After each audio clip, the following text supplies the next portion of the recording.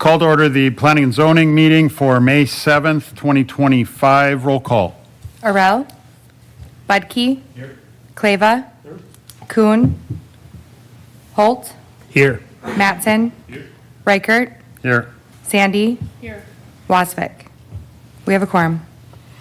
Thank you. Reading and approval of the minutes. We have a motion. Motion.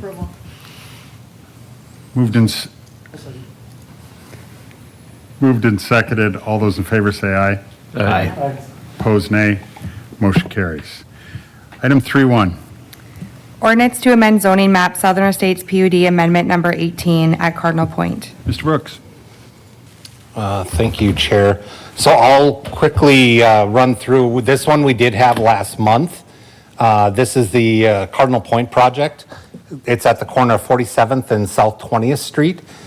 This is specifically where they were requesting, they had some common space interior to the building. They were going to convert to, or they're requesting to convert to 4 additional apartments, living units within the structure.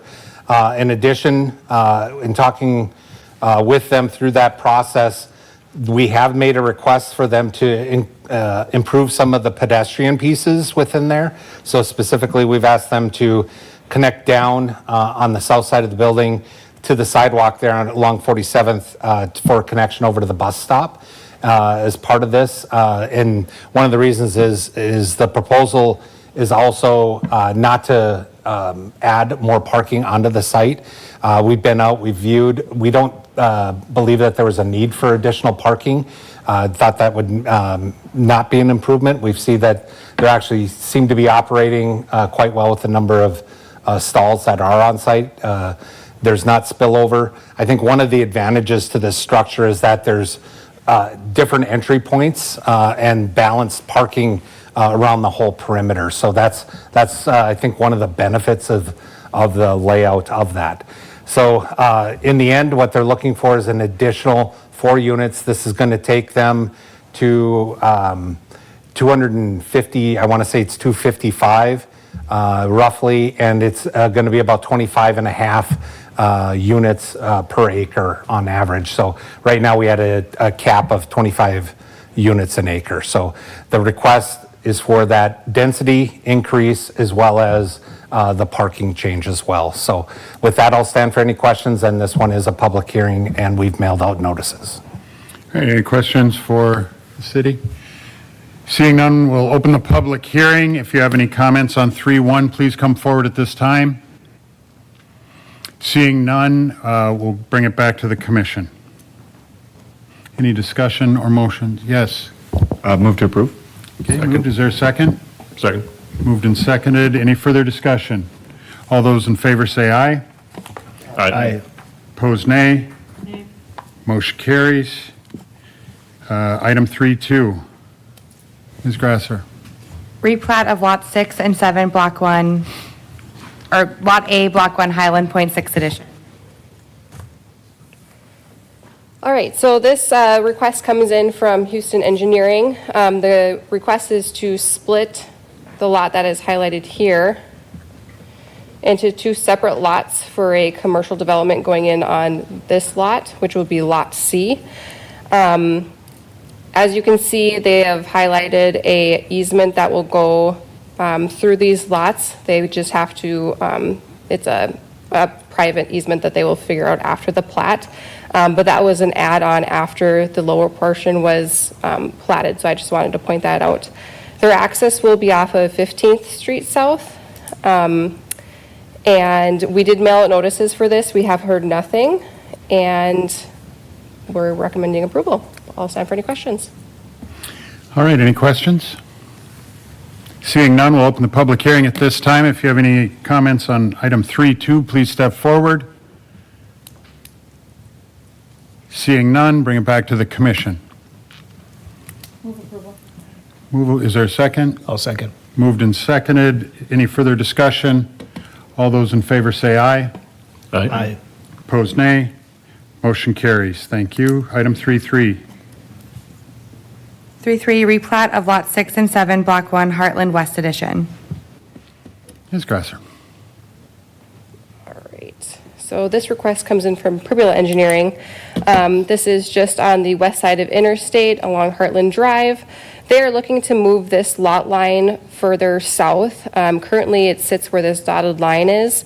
They have developed shop condos on this lot, and there will be office space for the Grand Forks County Sheriff's Department here. So they're looking to move that lot line so it does not interfere with the current structures. It is a currently combined lot, so we will be splitting them up and then just moving it a little to the south. And then all the existing utilities will remain the same, and we're recommending approval. Thank you. Any questions for the city? Quick question. So is there an existing building there that already is within the, So there's an existing building where this lot line sits. However, they did do a lot combination when that was going on. So this lot line went away with our administrative combinations. So that will be trumped by this replat. okay. Okay. Any more questions? Okay, we'll have a public hearing. Open the public hearing. At this time, anybody has comment on 3.3, please come forward. Seeing none, back to the commission. Move approval. Is there a second? I'll second. Okay, moved and seconded. Further discussion? Seeing none, all those in favor say aye. Aye. Opposed, nay. Motion carries. Thank you. 3.4. 3.4, replat of Lot A, Block 2, Airport 7-3 subdivision.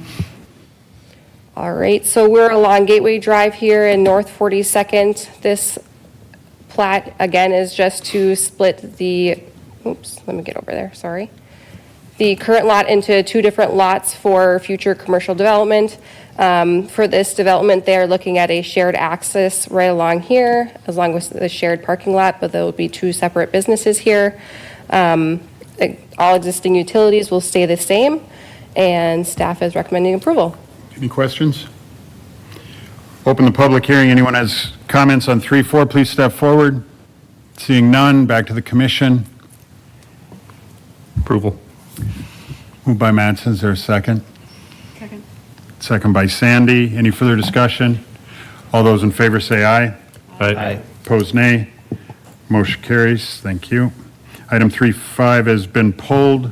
Item 3.6, Mr. Brooks. Sign appeal at Memorial Village. That went quicker than I thought. So this one, it was in front of us last fall. We asked them you guys asked to have them pull the large sign. It's on Memorial Village 1. The view of the building, this is from the Columbia Overpass as you come down heading north. And Hislop's going to be right behind where this site is at here. And we're calling this one an on-premise. We're going to limit the signage to UND events,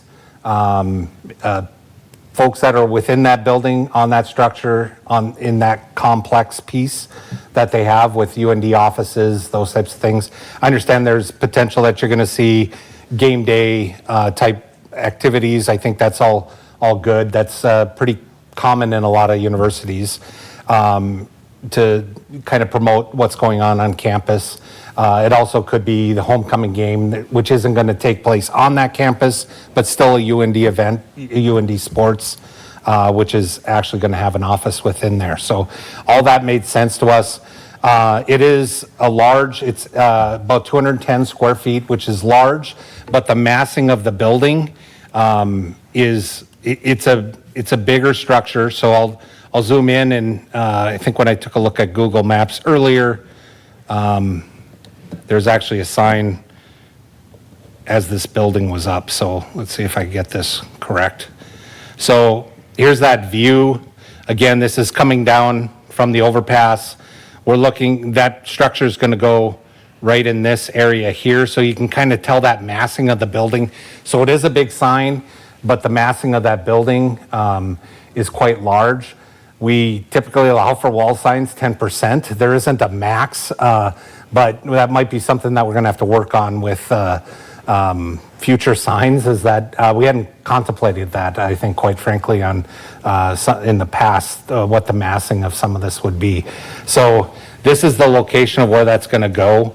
And it roughly, I'll toggle back again to that previous space. So you can kind of see it's on these two panels here, which roughly would be in that area here. And it's 25 feet in height.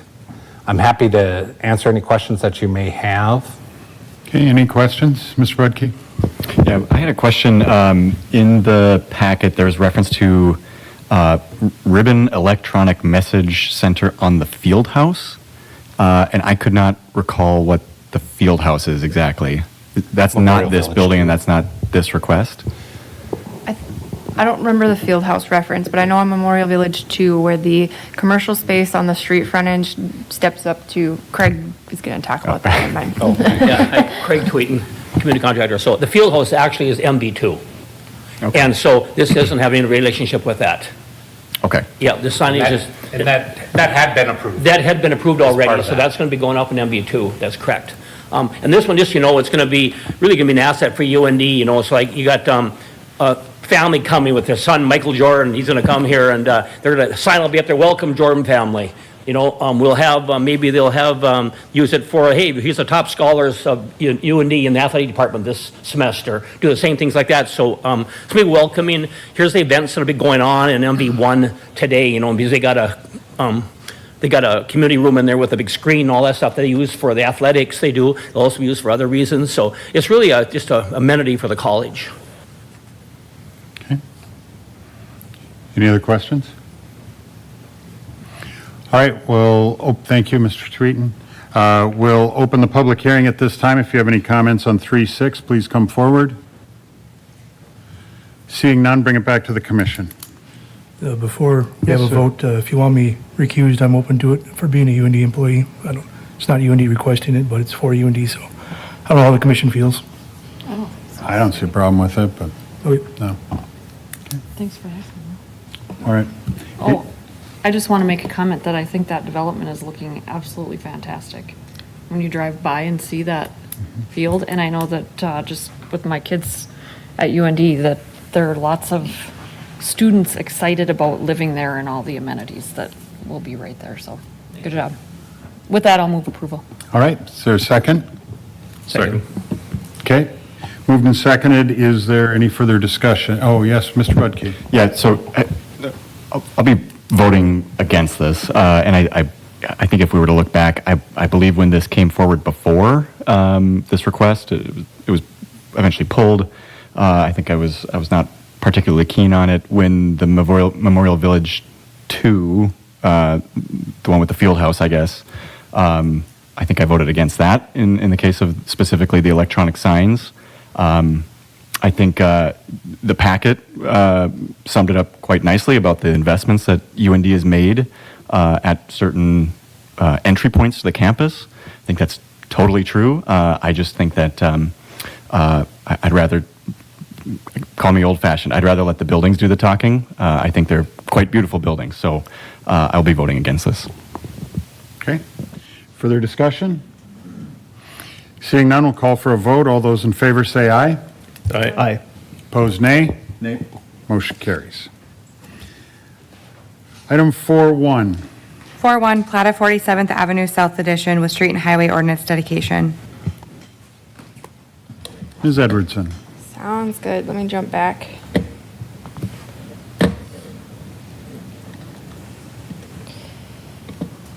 So we are looking, we're on the south side of Grand Forks, potential 47th Avenue. The interchange connection would be just off here to the west. It's a bit of a chicken and an egg conundrum in terms of right-of-way interstate development.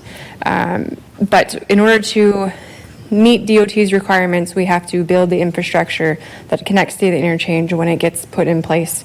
And I can't remember the timeline on that project for 47th, if we're in design phase. 2030 something is what I was just told. But anyway, it's almost, we're working towards that future goal of a 47th Avenue interchange. And to do that, we have to build the roads to connect it. So we're requesting to plat the right-of-way and annex. The subsequent next item is to annex the right-of-way. This will create county or unannexed islands in between However, the developer is not requesting this area be developed yet, right? The interchange is a long way off yet still, but we need to, in order to invest city dollars to make these connections, it has to be annexed to the city to do so. And so the city is leading this charge in the sense of that, hence why we're recommending the islands and things of that nature at this time. So we can get started so that when the interchange does come to fruition, we have everything in place to hit the ground running. So I can answer any questions on the plat and the annexation. Any questions from Ms. Edwardson? We'll take 4.1 and 4.2 questions at this time. Yeah. Yes. So I recall Mr. Grasser being in here months ago talking about this, and there being some requirements being so far off the interstate for our first intersection. I Yep. assume this complies with everything DOT Correct. wants there. 34th would be the first interchange we'd see then. Correct. And then 32nd is already, no? 38th will be the first? 38th will be the first. There'll be another one west of here then? Okay. Sorry, let me zoom out. Is there any reason not to go to that first intersection? Oh, so we're not pulling 38th at this time? I'll let Al fully explain. I know, right? Mr. Grasser. All right, thank you. First, some background, we went through the 47th Avenue environmental document with the DOT and Federal Highway. As part of that, we've got past that, so we've got the environmental document, which means now it's mainly funding and implementation issue to get the interchange in. Part of the requirements of the interchange is that we make some of the connecting roads. So what you're seeing here is really probably the first step in, I don't know, it's going to be 4 or 5 probably acquisitions. Eventually, we're going to have this segment here. There's going to be another segment probably to 38th and the interchange itself. We have to also work the connecting roads on the other side of the interstate. How are we going to connect 42nd, 48th, et cetera? Going back to the question at hand, what's really driving this segment is we did apply for some flex funding through the DOT, and they gave us dollars to take care of the section from Columbia Road basically to 34th Street. There are certain intersections that we can are allowed by the DOT along here, and I think that's where the question came from. The first full signalized intersection is going to be at 38th Street. 34th will probably be a 3/4 or right in, right out at the time. For now, when we first build it today, it'll be open, right, because it goes no place. So it would be kind of, if you put in a restriction, there's no other alternative. So you'll see something different today than what you'll see later on. But eventually, we will get to 38th and we will get to the interchange. And we're looking at probably following the same general process. The developer is providing the land. Of course, their concern is exposure to special assessments. So we're trying to hold that in abeyance for them because we are jumping, we're jumping outside of our normal development process just in order to get these roads. And it'll be even more dramatic on the other side of the interstate when we get that someday. So this is first step, but hopefully a lot of them will follow the same general format, but it's to get us the interchange eventually. So follow-up question then, 32nd is already kind of teed down towards this. Are we no longer envisioning a 32nd connecting to 47th? Or if we are, why wouldn't we be annexing that as well? On 32nd, and as we've been working with the developer and through the Flex Fund process, that connection actually there's going to be a pedestrian road crossing at that point. So there's going to be a grade-separated pedestrian crossing at that. The road will come up and over, which means you can't make a road connection in there. Otherwise, that would have been, if you look at it, the area that we're developing here, that's left to develop on the north is pretty minimal. And so they're going to have connections both to 34th Street and to 30th Street. So they're going to end up making their ties more to the east-west segments than a direct access. And that's all in agreement with the developer, et cetera, to do that. So that's why you don't see that. It's a good memory. There was a connection on 32nd, but again, that kind of got replaced now by a pedestrian crossing. 32nd ends at 43rd, actually, just at the Discovery Road. So this is actually right away, so we should probably take off that South 32nd on the plat here, because I think Oh, we do have a little. So it's an empty It lot picks back between up, okay. We're two taking- houses yep. or whatever. Yeah, okay.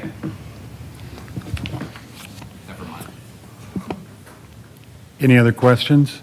I have one. So I understand, I think, why 30th is curved. Why is 34th curved? Why can't we just do 34th straight? This gets back to the requirements by the DOT as to where they allow intersections and the type of intersections that they're allowing. There's certain distances that you need for a right-in, right-out versus a three-quarter versus a signalized intersection. To meet, and long story short, to meet the DOT requirements, when those roads were originally platted, those requirements weren't necessarily in place, or at least they weren't being applied.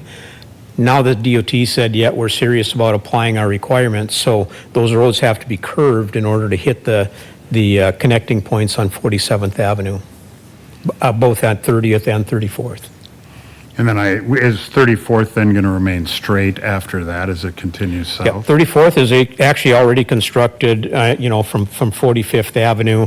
And the reason they do that is if you think about what they're looking at or the requirements on these intersections, when you're taking left turns, you need to stack cars in left turn bays and things like that. And if they get too close, these things overlap with each other, especially at a signalized intersection. So that's kind of what the DOT is looking at, part of what's driving those requirements. Any other questions? All right, thank you. This does not require a public hearing, so it is to the commission. We will break it apart. We'll deal with 4-1 first. Is there a motion? Motion approved. Mr. Madsen moves. There a second? Second? Ms. Sandy seconds. Any further discussion? All those in favor say aye. Aye. Opposed, nay. Motion carries 4-2. Do we have a motion? Move approval. Mr. Madsen moves. Ms. Sandy seconds. Any further discussion? Seeing none, all those in favor say aye. Aye. Opposed, nay. Motion carries. All right. Item 4-3. And I will give the gavel to our secretary, Ms. Sandy, and I will ask to be recused from this, the next three. Move to recuse. Second. All those in favor signify by saying aye. Aye. Aye. Those opposed, same sign. Motion carries. 4-3. Plat of Burkholtz 8th edition with street and highway ordinance dedication. Ryan? Thank you, Chair Sandy. I'm just getting oriented here with my comments. So last month, we did come through, introduced you to the Burkholtz property development. It's about 27-acre development. It's at the corner of 42nd, South 42nd Street and 17th Avenue South. And then it's in that southeast quadrant. If you've driven by that area, most people know it as the old Burkholtz Farmstead. And it's located, drops all the way down to, there's a Rieger property there that, an older homestead property that's been there a long time that's located along 42nd as well. They've been there, both those properties have been occupied for, since back when it was gravel road. So cities surrounded them. Recently, about 5 years ago, we worked with Mr. Rieger and worked with him on an annexation process that was over time we would annex his property. In January, that became active. We worked out some bumps during that annexation, but he is now officially annexed. And the property goes all the way back to the coulee, and there's actually 2 existing parcels that were in there that have both been purchased by this development team. So with that, that's kind of the rough location. Here's it on the map here. The trees of the old farmstead have been taken down. It just wasn't going to work with it as part of the development. But so I think you've probably seen some clearing of that site as well. Along the north edge is a prominent drainage ditch that comes all the way from the west of town across and then becomes part of that coulee system as well. So there's a few features there that are going on as well. 42nd Street is also a high-speed corridor running up through the city, and 17th is a minor arterial that runs on the north side. The items that we've been working through with the developer since we last met have been, we'll kind of go through them as they're discussed in the packet here. And if that's okay, I'll just combine all of them. It's kind of hard to untwine them, but I'll start with the annexation. It fits. We're trying to get rid of these islands. We've gotten rid of many of them. And I did let that develop. When I'd heard the property had sold, I did let them know that this is going to be a conversation that we were going to have about annexing them, and they certainly understood that, and they do want to be on city services, so that meets their needs. So we're hoping to do away with another one of these islands that have been out there that we've been pecking away at for the last few years here. The right-of-way, so some of the right-of-way that was on that plat,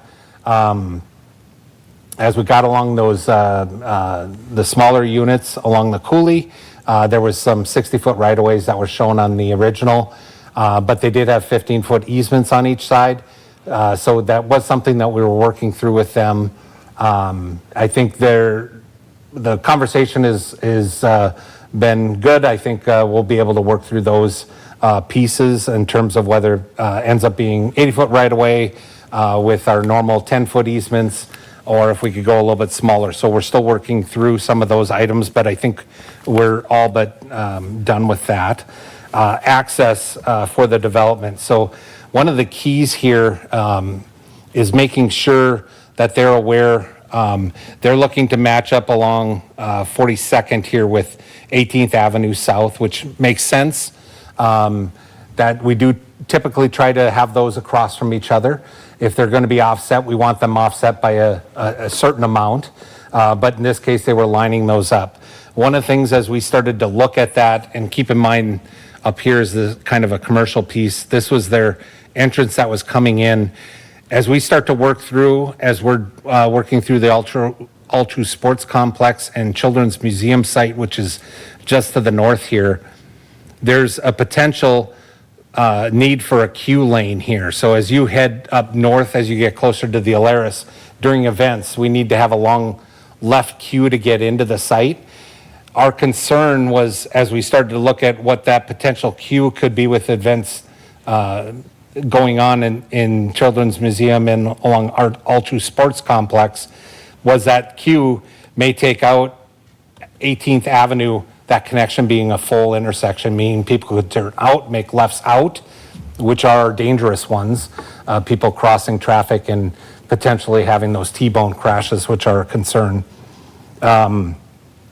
City staff, engineering staff is working through Bolton Mink and to add that intersection with some of the other work they're doing with the Ultra Sports Complex. So in 2 weeks, we think we're going to have something back, just to, because if that's too close and that left queue to go into the Children's Museum is too close and they can't get a full, that would potentially ruin their commercial.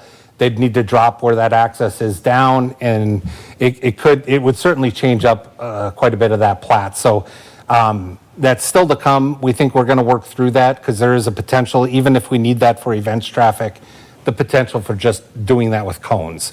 We do that in other areas, even in when there's a big event going on. We don't want to build that that path if it's just for events. We wouldn't have that built for 24/7. It would be the equivalent of trying to build your Thanksgiving or Good Friday or your Black Friday traffic parking in a mall for all the time. It's very difficult to do. So we don't want to have that built for full time if we can get by with some options there. So that's still to be worked through. The bike ped connections, those are kind of highlighted on this map, just where the external ones are to the site. So we're still working out where those internals could be. I think about a year ago, we did have a conversation of this potential piece. They removed that sidewalk, but we kept the connection. We weren't sure where that was going to go into the future. And then we do have the Johnson Linear Park piece that goes behind Choice Financial Bank on the north side. It's a nice walking path there that separates residential from the commercial as well. And then we have Bethesda piece down here, Bethesda Circle. This is a private development, and I have received preliminary information that they may be asking for that to be vacated. It does get pretty close to some of those townhomes, so that may be coming in the future. But we are looking at least on how we're going to connect all these things, pedestrians, bike paths potentially, because along 42nd we have some bike paths as well. Those are indicated in red on the map. Those are our bike path locations. Park dedication. So within this plat, our typical is a 8% park dedication requirement. We have not had our meeting yet with the park district. But part of that requirement for all residential property is to have 8% either land or cash equivalent that's donated to the park district. So we haven't worked through what they're proposing a location for that park land. We just haven't worked that through with the park district yet. And then we'd set aside, we're actually going to have a park dedication committee meeting, which typically has been, Chair Wasvik has sat on that committee, and there's actually a committee that would make a recommendation to you by your final meeting on that piece. So still to be determined. It's possible they have a location for that park, but it is possible that that may turn into a cash donation instead to the park district. Floodplain management. This is, there's some floodplain management issues along the coulee. And actually, I think there's a portion up here that's 100-year as well. And so those are still being worked through, and those are, the initial feedback is, I think we can work through those pretty easy with the setup that they've had. The developers, as they put that together, their civil engineer has been working through those issues. The next item I want to talk about was the developer meeting. So typically go ahead. I'd just like to ask one question about that with the park dedication and the floodplain. So would they, if they don't have the park, then do they still need the holding pond? The holding pond would still be needed because that's part of the city has that as part of taking care of the stormwater Yep. With this development. Whether it's dedicated to the city, this would still meet our regional requirements. I believe in terms of size of development, when we have them this large, that we typically have a regional pond. Okay, thanks. The developers meeting. So what we've done this a couple different ways. Sometimes we have the developer meeting, like the Ray Richards. I think I sent that out to all of you before. There's a Ray Richards neighborhood meeting. They're developer led. That happened last week. During that developer meeting, there was some requests made by the neighborhood around there to make some changes. I don't know where that's going to go, but there were some changes being made. I anticipate another neighborhood meeting coming up, and before it gets to you. The other option is that we have preliminary meeting, we show this to you, and then you guys approve this with preliminary approval. It goes up to city council, preliminary approval. If you get through that step, then you run through and have your neighborhood development. That's the current track we're on with this one. There is some thought of whether or not, and we've been back and forth, we've done some options on that, of whether it's better to run that through a neighborhood meeting first, or whether we come before you for preliminary. And I don't know if there's one answer for that, because each development's a little bit different. We did the Haven Court one last year, the year before, and we had that one come before, go through that neighborhood meeting. It did actually, I think, help that one as it went through the process. They had a very good neighborhood meeting. It went very well. And I think they were able to kind of introduce it to the neighborhood before they heard about it and saw that it was going to be on a meeting like this. And then they feel like they haven't been maybe necessarily informed ahead of time. So it's just, there are a couple different ways to do that. But in the end, the neighborhood development meeting will be required separate from this. And that would happen prior to final. The last two items I want to talk about are specific to the zoning piece. So the current, what's in the packet talks about a 30 units an acre. They're actually asking for 50 units an acre, which is what our R4 would allow. 50 units an acre, I think total comes to be a little over 500 units total. The access points, as we said, up to 17th and out to 42nd. And so they, I think last time they introduced the idea of maybe connecting to Bethesda Circle as an option as well. That's not currently on the table at all. And there's actually another piece of property that's in between that Rieger property we had talked about.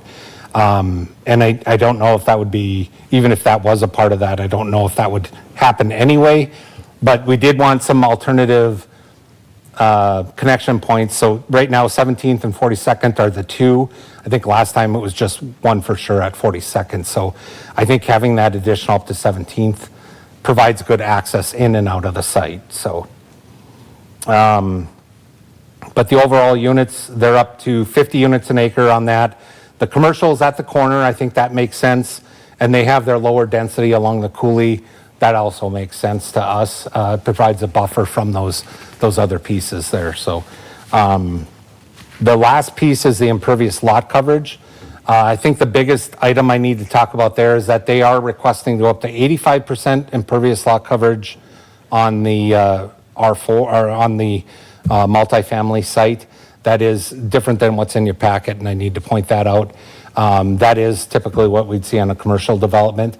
That will require the pond potentially to get bigger as well. So to your point, Ms. Sandy, from before, is that does, if you're going to have more impervious, that is going to require a bigger pond.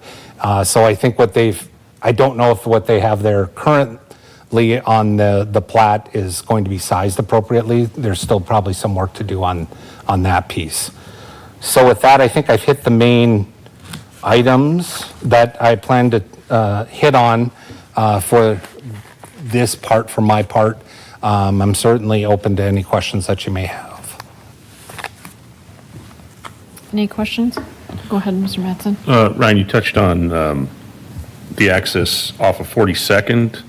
I think maybe give me a little more background on the 17th access there. Like, is there concerns with the proximity to 42nd there? Does that need to be, in my mind, that should maybe be further east to help alleviate some of these concerns you're talking about, if there's an opportunity to do that. Sure. Let me pull up their plat here. I would prefer those to be lined up with the across the street. So I think the location that you see here, if I go back to Google Maps, which Does that align with like the dental office? it does or not. No, it doesn't it's align with further to the anything? west. And so I think we're gonna, when we look at that traffic plan, there is a concern where that access lines up is further to the west of where that access is here. I'll turn on the air photo here as well. So they're more in this, I'll just say generically, kind of in this area here. So it is not centered up with that. I would like to see that centered. I'll wait to see what the traffic plan comes back with, but I think you're going to end up with some left turns in here and people making lefts into the site. There's not a lot of traffic in here today, and that was kind of our conversation with them. But Choice Bank has a lot of parking. I think it's potential, I don't know what the future is going to hold for that. Could there be a coffee piece that goes in there, similar to what Caribou did on the Burger King site on 32nd? That we are looking at people looking to make, kind of locate into some of these spots, and that would be a prime one. I don't know if Choice would be receptive to that, but it would certainly be an option for future development there. So I want to warn you that today the traffic probably going into that site isn't very much, but it could be in the future. And 42nd's only going to get busier. I think we're seeing more and more activity there. And the All2 Sports Complex is going to bring more frequent visitors as opposed to the Lara Center, which was event driven. A lot of visitors there, but during major events for sure, lots of traffic. I answered probably more things than what you asked. So you do have concerns? I do have concerns with the 17th, but I'm kind of waiting on that traffic plan as well. Mr. Glover, go ahead. On 42nd, it's only 2 lanes there right now. Is that ever going to have to go to 4? And if so, are we leaving room for it? Yeah, so we do have the current right-of-way, and what you see on that plat is planned for that. We do anticipate this, what you see north of 17th being similar as we drop to the south. We haven't probably looked at that full detail as of yet on when that's going to happen, but I would anticipate that alignment of that roadway continuing on south of 17th. And we are grabbing the right-of-way for that in anticipation. It's grabbing the right-of-way first, similar to what you saw on the 47th Avenue earlier. We grab the right-of-way first and then work on the road projects and connecting roadways and how we phase those in. Any other questions? Go ahead. Yeah, so just some comments. Since looking at this last month, I guess reactions to looking at it in the packet, I had some things I really liked, and then also some reservations, we'll call them. I really appreciated that there was some consideration of the existing pedestrian easements, right, to go across that coulee. I realize there's not like a bridge there or anything, but when we talked about that some time ago now, I think the point I made was like, we don't know what's going to go in there. Now it's a little clearer, and that includes, it pretty close to this location, the sports complex and the Children's Museum. So even though those might be outside of like a comfortable walking range, they're very, very much in a bikeable range. So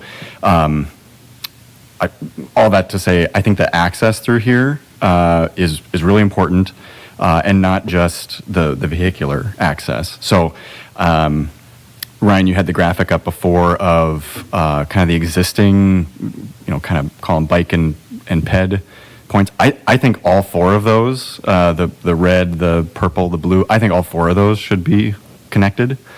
And part of why I say that is when we looked at that, when the plat was up, it does seem like the vehicular access has got some challenges, right? I could imagine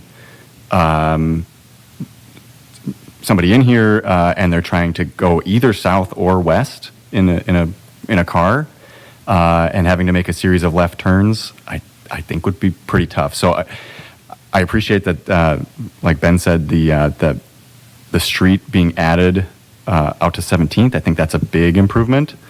But I still have some concerns about just the amount of like vehicle trips being generated here, like starting and finishing on this broader site, and then having relatively limited connections back out to the street network.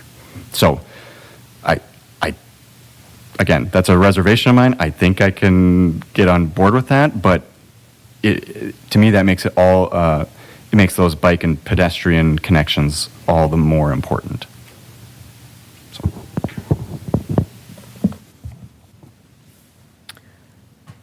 I appreciate that Andrew and I have always had a different opinion about these sorts of things. And so I would just like to stress that I find it concerning to put any of those in.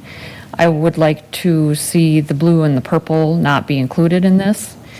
The red, as you'll see, is a bike path that is a very safe route for everyone to go. I don't myself, a lot of people that I know, just because there's more traffic doesn't mean I'm going to ride my bike. And I don't think it's the right thing to do in a well-developed neighborhood to now bring these crossings through people's backyards. I've never voted in support of that, and I wouldn't support it here. The coulee, the path behind Bethesda is for another day, because it's really not relevant to their development. But I would love to, however this goes, I would love to see those taken out. I live in that neighborhood, there's not a whole lot of, there are people walking their dogs, but I don't know exactly who would be using those paths. And the expense to put that in and what that would take away from any land that is available in the development, it seems to me that it would cause a lot of angst for those property owners and a lot of expense to the city to put those in. And the, 3 months out of the year, 4 months that somebody could use those, I don't think that it's worth that to put those in. There's no public comment in this meeting. There would be public comment in the next meeting. Is there public comment on this at council? Yeah, council, somebody could make public comment on any of the items there. I will say neighborhood development or neighborhood meeting would still be to come, and then the official public hearing is at final, the official one. Okay. We do know the one that's circled, they've already asked to have that vacated, and we didn't do that. I know that the one to the north of that, I know that the neighbors aren't excited about that. I also don't know exactly how that would go. There are utilities right there, so I don't even know where you would put a sidewalk. So I feel the safest thing is to use the bike path that is well established, that isn't taking children and families on their bikes through the curving roads of an established neighborhood. That's just my 2 cents. So for voting, I'm not sure, is this the appropriate time for us to vote on this? It seems to me that there's a lot that isn't decided. You still have the opportunity if you want the developer to speak on those items. I think I've introduced everything that I think I hit everything on what the request was, but it may be appropriate to have them at least make sure that I hit on all the points, the one other thing I think I was going to mention is we're also having a sanitary sewer evaluation done on this piece as well. There's a lot of units coming in. We're just making sure that our current trunk infrastructure is sized appropriately to handle that, because otherwise that'll also be another conversation and would certainly affect the potential zoning as well. But that'll be within that next 2 weeks as well, I think, is our initial conversation on how long that would take to look into. Who would like to speak for the developer? I guess my biggest concern is the change in the number of units. And I know that when you came previously with the nice drawings and pictures. Yeah, we were at 30 units then, and we don't know how many units we're going to be able to put in there. We just asked for 50 just for, we're asking for 50 so that we can have the most flexibility when we design what we're doing. I have a feeling 50 is going to be more than we could even put in there, but that's what we're asking for right now, just to leave the flexibility open.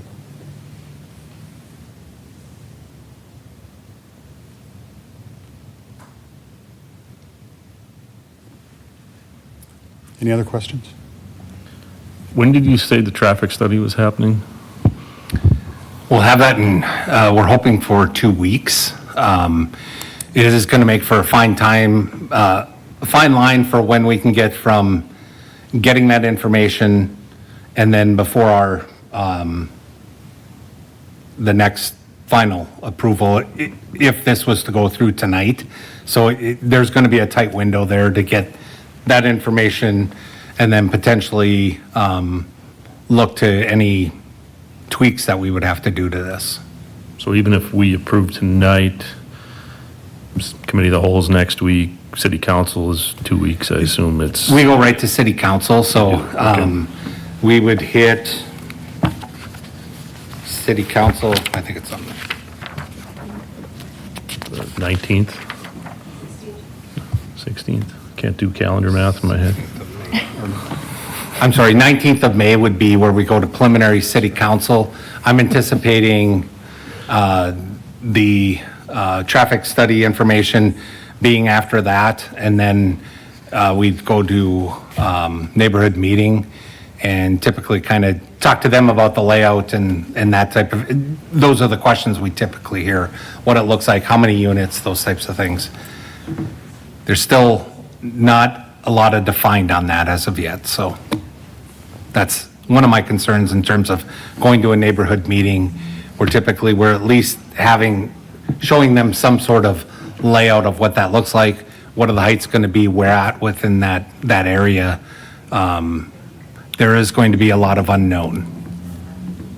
Does it help us at all to approve just the annexation tonight? I personally have no concern with the annexation. I think it's a great thing to annex this property right now. I think there's a lot of red ink on the plat right now, and there's outstanding things like traffic studies and other components here where some of the other aspects of this I'd certainly like to have developed a little further personally. My recommendation is probably do them all at the same time. I don't know if they'd be real excited about being annexed without the ability to develop. Right. Hey, I don't want to put words in his mouth, but, yeah. Mike, I'd did you just have say one thing. The goal on this is actually to build as little units as we can. So we just don't want to shoestring ourselves where we can't cover the cost of the infrastructure and the road, so you want to take the minimum risk. That's kind of the name of the game. So we just don't want to put the bar too low so we can't do it. One more question for you guys too.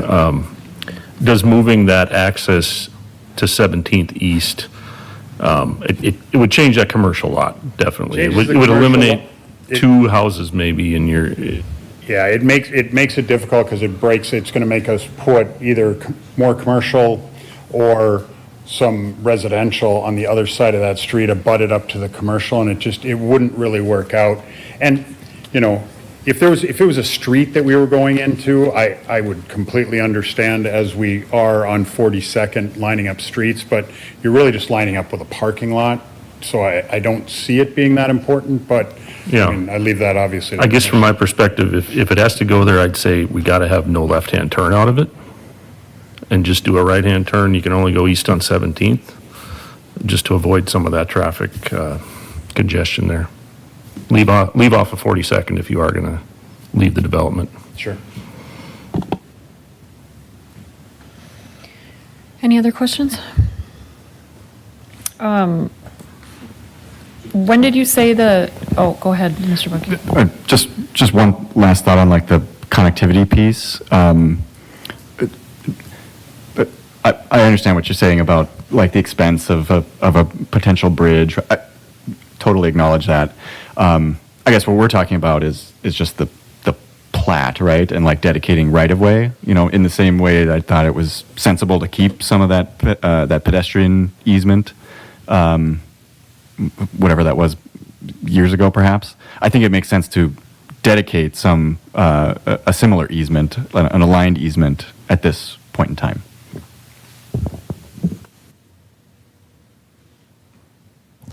Just one more point. I think I was flailing a little bit when I showed Google Maps, but if you look at your screen now, their PUD document does a pretty good job of showing you the alignment, just so you're aware.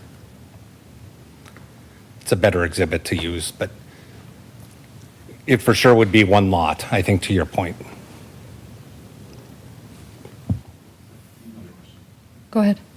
So, okay, Ryan, you talked about where we're seeing I'll just call it the outlet to 42nd, right? That lines up with the circle to like Black Gold and True North 18th. Okay. I'm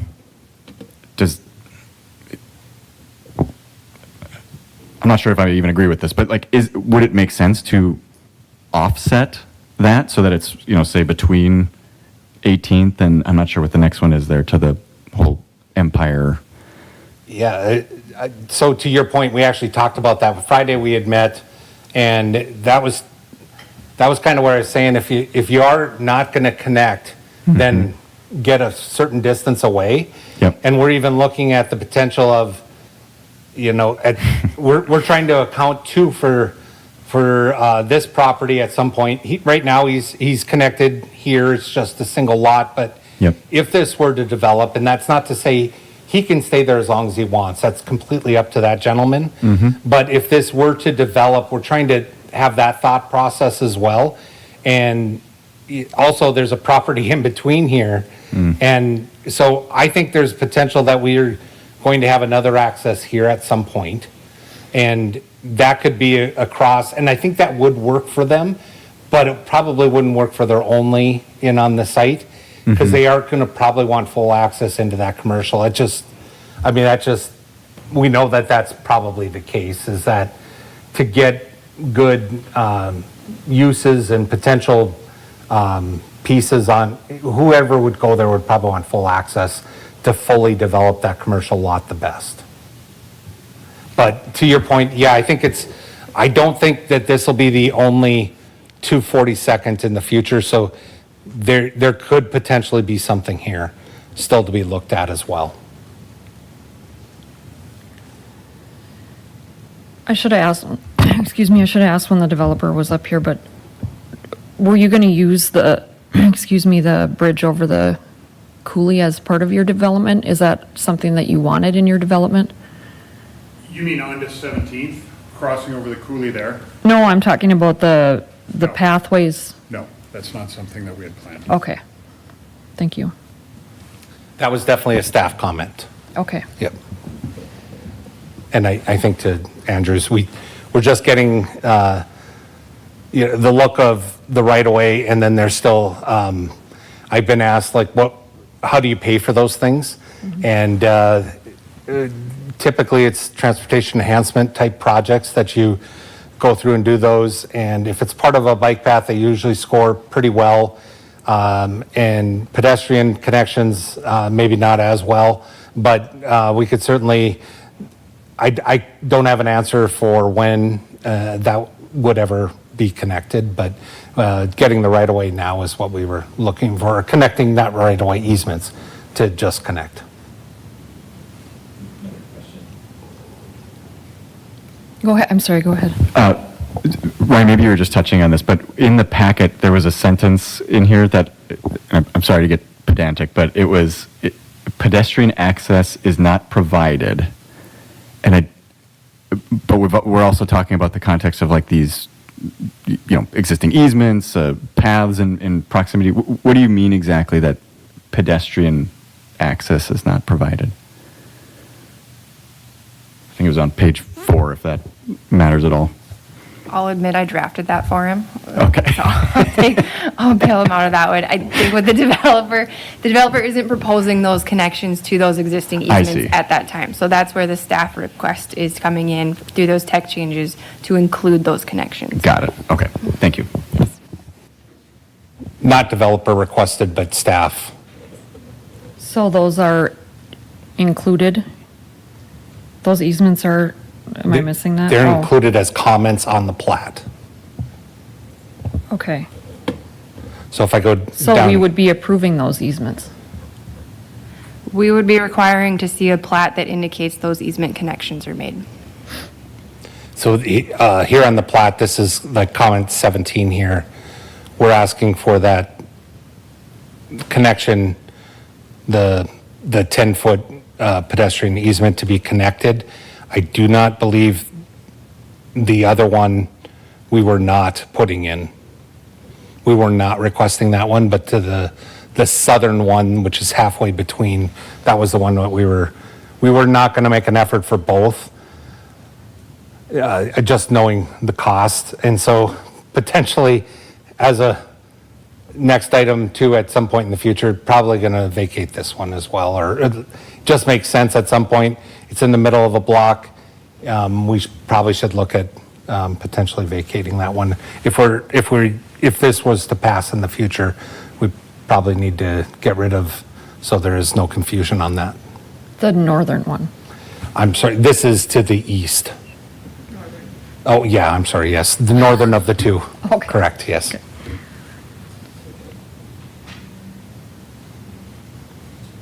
Okay. So we're going to do these separately.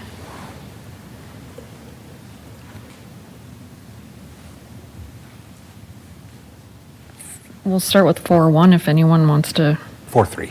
or excuse me, 4-3 if anyone wants to make a motion.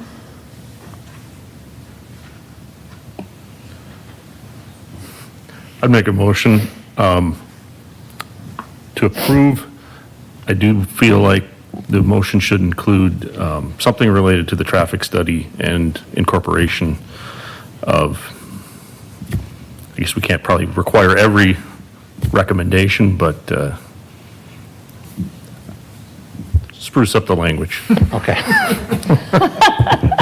So the recommendation would be preliminary approval, and we would, that you want to, I think the main thing is that once those plans come in, we'll bring that back for final. Our recommendations as well may change, so we have put on notice that those studies are coming and they could potentially change connection points and everything. So even though we're putting them on notice, they've received preliminary approval, we are withholding that final may have some different depending on what those studies indicate. That's the best I could do as well, and usually Andrea does most of my wording, obviously. I'll second. Second by Clava. Any discussion? Can you clarify for me, when is the public meeting? The neighborhood meeting? We do not have one scheduled as of yet, and that would be a requirement. I would think that we'd want that required at least a week before our June meeting, or at least that Thursday before, at least prior to our meeting, because we're going to want to include the comments from the neighborhood that we hear there into our packet, which we send out on Friday. So probably even preferred by Wednesday before, to give us enough time to do that, so. I'm just a little bit concerned about the neighborhood meeting happening without a lot of clarification about roads and density and sidewalks and paths. Will that all be settled? Yeah, I think, By then. I think, and I'm even going to look back at, if our timeline, let's say that it's 3 weeks with the traffic plan, this could be something that we put on next month's meeting as a request from the developer to be tabled, because if they don't have enough time to react to those comments and they change things, I think we're probably looking at a July for final, but we'd still have it on June's, because our requirement will be, I think, as like even next week, we're having to then put it in the paper. We're having to mail out the notices to the neighborhood to say that this is on June's meeting. So it's very possible that this may be on the agenda with a request to have it tabled for a month. If all those things aren't able to be, if that traffic plan's significantly changing things, it's going to require us to do some redraws. Okay. All right, we have a motion and a second. All those in favor signify by saying aye. Aye. All opposed, same sign. Motion carries. And now for 4, do you want to read that in before we vote?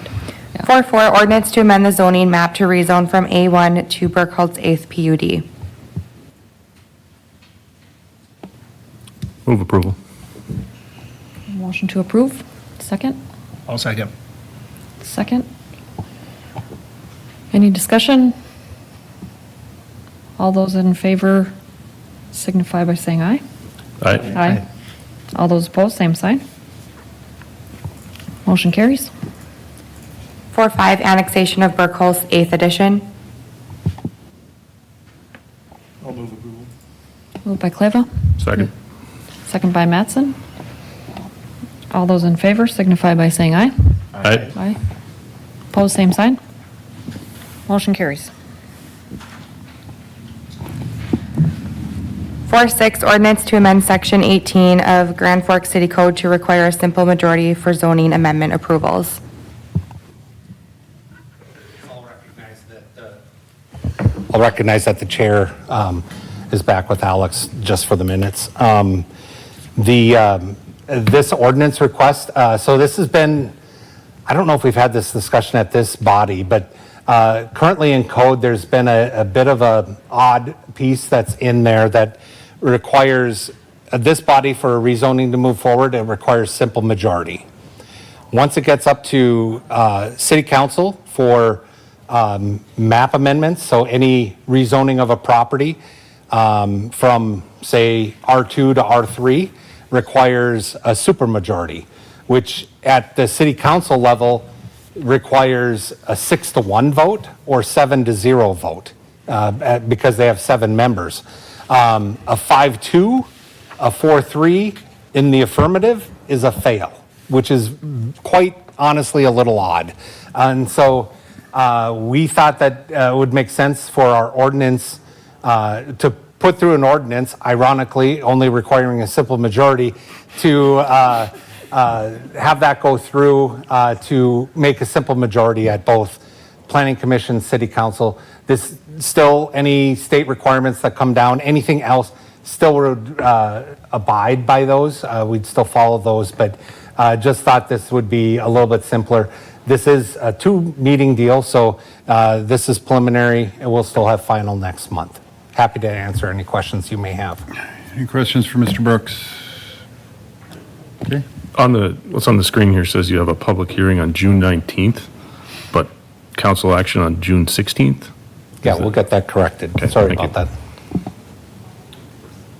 that. Anything else? All right, can we get a motion from the commission? Move to approve. Okay, Mr. Budke moves to approve. Is there a second? Second by Mattson. Any further discussion? All those in favor say aye. Aye. Opposed, nay. Motion carries 4-6. Ordinance to amend section. Or 4-7, sorry. Ordinance to amend the zoning map to rezone from I-1 to B3. Properties located at 2009, 2013, 2019, and 2105 Gateway Drive. Ms. Edwardson. All right, so we're up on Gateway Drive here, the 2100 block, Vreeland, Grand Forks Growth Center, Support Growth Center here. The properties, this is a holdover of the I-1 when this used to be Stevens Mattress Company and some other light industrial that were up on the north end. The area has since transferred to commercial use. So the Grand Forks Support Center, and I apologize if I got that wrong because I didn't bring my staff report up here for the correct name. So sorry if I got that wrong. But they're currently non-conforming in their existing lot because they're I-1. They're more of a support service based. They'd be more appropriate in a commercial district. The non-conforming status does cause a hiccup for them in financing with the closing of a sale, hence why we're coming forward with the rezoning request for them alone at this point. We are requesting Muddy Waters and Vreeland to convert to what would still be conforming for them for the commercial, just so that Gateway Drive continues to stay in that commercial nature more so than the industrial nature. But because they have a sale pending here, we want to make sure we don't hold them up while we try to gather the others along the way. So there may be a future one coming for the remaining properties for the industrial, but for right now, it would just be these 4 properties. Okay, any questions for Ms. Edwardson? Okay, bring it back to the commission. Moved by Sandy, is there a second? I'll second. Second by Budke. Any further discussion? All those in favor say aye. Aye. Opposed, nay. Motion carries 5-1. 4-8, ordinance Or to 4-8, amend sorry. Chapter 18 Land Development Code, Article 4. Okay, so this one would be the code amendment. We talked to you folks about non-conforming. We had a presentation a couple months ago regarding this, and we've had some subsequent subcommittee meetings to look at the single-family residential. I'm going to jump into the code section update, and then Haley will take on the report for you guys on the single-family residential piece. So right now, we're asking for the code amendment to the non-conforming section of Land Development Code, which includes some different policy changes. It responds to the HB 1500 bill that was passed through legislature this year, as well as addresses some minimum lot sizes that are holding up sales and refinancing opportunities for folks. The major policy changes we're looking for you guys to approve from the current to the new would be to encourage the repair and maintenance of non-conforming, to not hold them. You know, the old code talked about structural repairs being non-permitted and encourage more dilapidation. We want to encourage the maintenance of properties, but encourage the market to transfer them over, all the while prohibiting the expansion of a non-conforming. Can't make it worse. but you can maintain what you have is the idea there. Remove the amortization option that we've never utilized, which said you have a certain amount of years to stop your non-conforming. That's since the 80s been ruled as a taking, and we'd have to compensate.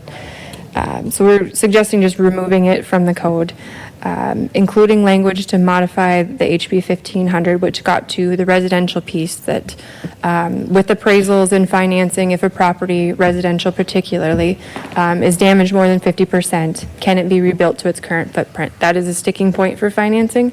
If the answer is no, financing and insurance typically are an issue for folks.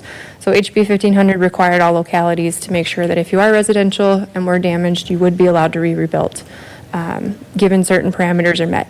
Can't cross right away, have to have access. Have to abide by floodplain. There's a list of things within the code.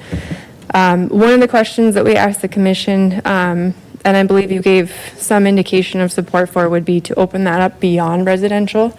That if, we talked about if you're a conforming use to a district, commercial or industrial, but a non-conforming lot or non-conforming structure, that it would be potentially allowed to be rebuilt. That would be for the commission and council to decide if that's appropriate. The thought from staff process there is that our north end commercial properties, typically most of them were built prior to code coming into effect, at least the current zoning districts. And so they're conforming use, but maybe their setback isn't quite met, or they're impervious or too close to the lot line or whatever. So the thought again being that if it exists today, could it be rebuilt? Staff's thinking if it's a conforming use, it's okay to be in that district. We would support its continuation if it were to be damaged beyond that 50%. But we'd fall to you for discussion on that. And then also including that appeals section, just so it clearly indicates that any conflict with a staff decision would go through P&Z and City Council. I'd be happy to walk through the code again if there's any questions. I did try to highlight when we were taking out the existing code, because we did reformat it for easier read and easier understandability, where those policy changes were taking effect.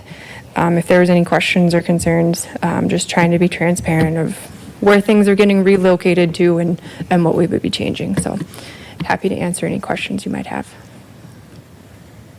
Any questions? All right. So we vote on this and then it goes to City Council? This would be preliminary of the ordinance change, so you will see it again next month for final. Okay. Is there a motion? A motion. Okay, is there a second? All right, moved and seconded. Further discussion? Not seeing any. All those in favor say aye. Aye. Opposed, nay. Motion carries. Now we're on to item 5.1.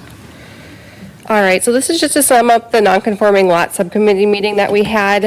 We took a look at the 43 lots along the Washington and Gateway and Demers corridor. So there's a screenshot of all the non-conforming that we found along those major corridors. During the meeting, we went lot by lot to see if it'd be make sense to rezone them to the single-family R1, R2 that is nearby and get them away from the B1 and B3 that they're currently zoned. During that meeting, we did discuss sending letters to all of the highlighted lots. However, if they choose to rezone, we will not bring them all in individually. Specifically, I'll highlight these group right here. We would like to bring them in as a group, so it's not just, hey, this one wants to come in and then leave these as business. So we would like to group some of them.